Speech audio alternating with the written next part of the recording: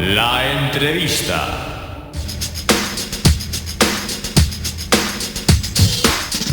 Pues aquí estamos y aquí tenemos a Cristina Llorente de Arquitectives. Hola, Cris. Hola.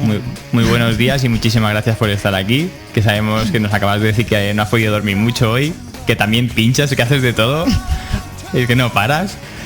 Y bueno, yo por hacer una pequeña introducción de un poco de tu figura, diré que eres licenciada en Arquitectura por la ECHA, la Escuela Técnica Superior de Arquitectura de Barcelona, y también diplomada por la UOC en el posgrado Gobierno de la Ciudad, Derechos Ciudadanos y Políticas Públicas. Eres la creadora de esta plataforma que decía antes, Arquitectives, que es muy interesante, de la que también forma parte Edu. Aquí Edu Cuadrado, nuestro compañero habitual. Bueno, simple colaborador. Bueno, colaborador. Pero bueno, ella es la creadora y tenéis a varios colaboradores con vosotros. Arquitectives es una agrupación que ha llevado a cabo diferentes acciones para hacer de nuestra ciudad un entorno más amable. Algunas de ellas han sido realmente virales, como por ejemplo puede ser Esto es una biblio, que incluso salió en prensa y bueno, se arma un lío que luego lo comentamos si quieres. Pero tus actividades, las actividades de Arquitectives son mucho más amplias y abarcan, entre otras cosas, proyectos educativos para niños, reinventar espacios urbanos olvidados o promover campañas para sembrar en los escoséis o alcorques, creo que se dice en castellano, de la ciudad. Pues después de esta pequeña introducción que he hecho, me gustaría que tú describieras con tus propias palabras qué consideras que es Arquitectives, porque como es algo tan amplio, me gustaría más que lo dijeras tú. Sí, a ver, Arquitectives empezó en 2009, cuando, bueno, mi compañero Pablo y yo, bueno, pues decidimos que nos apetecía hacer algo con los niños que relacionase pues los conocimientos de arquitectura o lo que habíamos aprendido nosotros en la carrera, ¿no? Entonces nos preguntamos cómo podíamos trasladar esos conceptos a los niños y para qué, ¿no? En qué podía beneficiar o en qué podía ayudar al aprendizaje y a la educación de los niños y de los jóvenes el conocer estos temas. Entonces, bueno, nos llamaba mucho la atención que, por ejemplo, en los colegios siempre nos explican a todos quién era Picasso y quién era Dalí, pero que está muy bien, pero realmente para ver un Picasso o un Dalí nos tenemos que ir a un museo, ¿no? En cambio, claro, todos los días paseamos por la ciudad, todos los días estamos constantemente estamos ocupando edificios, en casa, en la oficina, en el cole, y no nos explican prácticamente nada sobre las referencias que tienen estos edificios, sobre por qué la ciudad es como es, cómo han crecido las ciudades. Curiosamente, en todo el currículum educativo solo hay un bloque, que creo que está en segundo de eso, que dura, no sé, un mes, que habla sobre la ciudad contemporánea. A mí me parece alucinante, ¿no? Que durante toda la vida escolar nos estén machacando con las ciudades griegas y repito, está muy bien. Sí. Pero claro, nadie nos explica nada sobre la ciudad. Sí, parece como que ya lo tenemos que saber, ¿no? Todo, claro. No sé si... Y entonces al final hay una incultura en este sentido, un desconocimiento que nos lleva un poco a deambular por la ciudad y por los edificios que ocupamos sin entender y sin preguntarnos nada, ¿no? Entonces, bueno, a raíz de esto empezamos con un taller que prácticamente fue para hijos de amigos.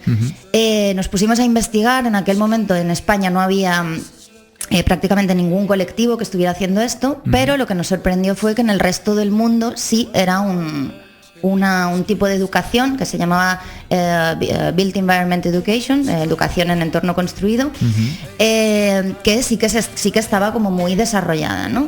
Y nos llamó la atención que, bueno, estaba en países que son, bueno, tan evidentes como Finlandia, tan recurrentes a nivel educativo, y a todos los niveles. Pero en otros que llamaban mucho más la atención, como por ejemplo en Egipto, ¿no? O en Costa Rica. Había un montón de trabajo. Por ejemplo, en Costa Rica trabajan muchísimo en este campo, ¿no? Entonces, a partir de ahí empezamos a adentrarnos en este tema, a investigar. 2 años después nos nombraron, pedimos si podíamos ser los delegados españoles de un grupo de trabajo que dirige la Unión Internacional de Arquitectos, que es el grupo de trabajo Arquitectura y Niños, que tiene ahora mismo 22 países miembros y vimos que España no tenía delegación, entonces pedimos si podíamos ser los delegados. El Consejo Superior de Arquitectos nos nominó como delegados. nos propuso y bueno, la verdad es que a partir de ahí pues empezamos a conocer a toda esta gente y empezamos a profundizar mucho más en estos temas, ¿no? Claro. Y luego también nuestro trabajo, que había empezado eso por talleres puntuales y casi anecdóticos, pues empezamos a trabajar más a nivel de escuelas, en horario lectivo, con programas educativos más largos. Luego, bueno, yo como has dicho, pues estoy especializada en participación ciudadana, entonces también tiene muchísima relación, ¿no? Porque en el tema de la participación, claro, a los políticos se les llena un montón la boca, ¿no? Con lo de la participación. Pero realmente yo soy un poco, bueno, tajante con esto, que creo que no todo el mundo puede o debería participar, ¿no? Ajá. Dicho así suena muy cruel o muy... Pero claro, es que creo que para participar necesitamos saber participar, ¿no? Porque Ajá. A ti abren una consulta sobre temas relacionados con la ciudad, pero si no, lo que decía al principio, si no tenemos conocimientos sobre eso, ¿realmente podemos opinar, podemos tener una opinión válida? Yo lo pongo muy en duda, ¿no? O sea, ¿no crees que cualquier ciudadano pueda opinar sobre cualquier tema porque necesitamos primero un aprendizaje previo, ¿no? Claro, yo creo que sí que todos podemos participar. Pero sabiendo de lo que hablamos. Claro, o sea, de repente se abre una consulta pública sobre, yo qué sé, las terrazas del Borne, ¿no? Pero es que nadie tiene los conceptos claros, por ejemplo, sobre lo que es el espacio público, o sobre lo que debería ser, o sobre por qué el espacio público es como es. Yo creo que todo el mundo solo piensa en una cosa cuando abren algo así, que es dinero, ¿no? Todo el mundo se enfoca siempre al negocio. Pero, por ejemplo, en el Born fue un caso claro que a mí tampoco me parecía mal que pusieran, porque también da como más vidilla a la ciudad, pero está claro que habría bastante en el mercado a muchos comerciantes y eso siempre interesa, ¿no? Claro, y el hecho de ser, bueno, nuestro eslogan es construyendo miradas críticas, y a nosotros no pretendemos formar arquitectos, ni muchísimo menos. Luego cada uno será lo que quiera ser, pero es que precisamente da un poco igual lo que sea cada uno, ¿no? Porque si tenemos estos conocimientos, al final tendrás la opinión crítica o la mirada crítica como para tomar determinadas decisiones, ¿no? Por ejemplo, te voy a poner una como muy básica y muy sencilla. Por ejemplo, irte a cenar en coche y aparcar sobre la acera, por ejemplo, ¿no? Creo que en este sentido... La gente no lo piensa, que luego tú vas con una silla de ruedas y que, ¿no? Por ejemplo. Claro, es un poco este criterio, ¿no? O a la hora de construirte tu casa o pintar la fachada de tu casa de un determinado color. Estoy viendo ejemplos un poco absurdos, ¿no? Pero sí. es un poco así, ¿no? Entonces... Yo siempre cuando entro en una clase lo primero que les digo a los alumnos es esto, ¿no? Que yo ahora mismo me podría poner a opinar sobre cómo se empasta una muela, pero mi opinión tiene muy poco valor o nada en absoluto, ¿no? Porque no tengo ni idea de cómo se empasta una muela. Por opinar puedo opinar. Pero claro, el tema ciudad y tema... Sí, que todo el mundo lo toca un poco, y es más complicado. Claro, todos somos arquitectos, todos somos seleccionadores nacionales de fútbol, ¿no? Sí. Entonces, todos somos con el fútbol también pasa un poco eso. Y bueno, siguiendo un poco con todo lo que hacéis, ¿qué formatos tenéis?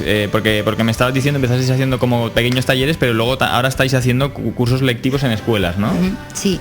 Bueno, estamos trabajando a nivel de colegios con programas educativos, pues más de mayor o menor duración. Seguimos con los talleres puntuales.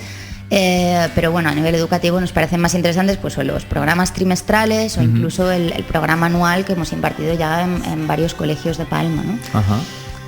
Porque claro, ahí pues sí puedes hacer un seguimiento del alumno, luego ellos también ven una línea, porque sí, al final los talleres puntuales ahí pues se lo pasan bien y algo se les quedará, pero luego no hay continuidad. Lo interesante es que exista una continuidad con eso y que vayas viendo un poco lo que ellos van absorbiendo y cómo lo van aplicando a su día a día, ¿no? Aparte nos parece una herramienta transversal muy potente el tema de la ciudad y el tema de la arquitectura, porque estás hablando de todas las asignaturas. Tú cuentas cómo ha sido el crecimiento de Palma, estás hablando de historia, estás hablando de medio, estás hablando de sociales, de religión incluso. Si quieres, es que la ciudad en la que vivimos es donde se encuentra todo. Claro, sí, incluso pues eso, estás practicando pues lengua porque introduces conceptos nuevos, matemáticas y empiezas a hablar de estructuras, física, etcétera, etcétera, ¿no? Entonces nos parece una herramienta transversal que además funciona muy bien, porque es algo que ellos tocan todos los días, ¿no? No es algo abstracto como suelen ser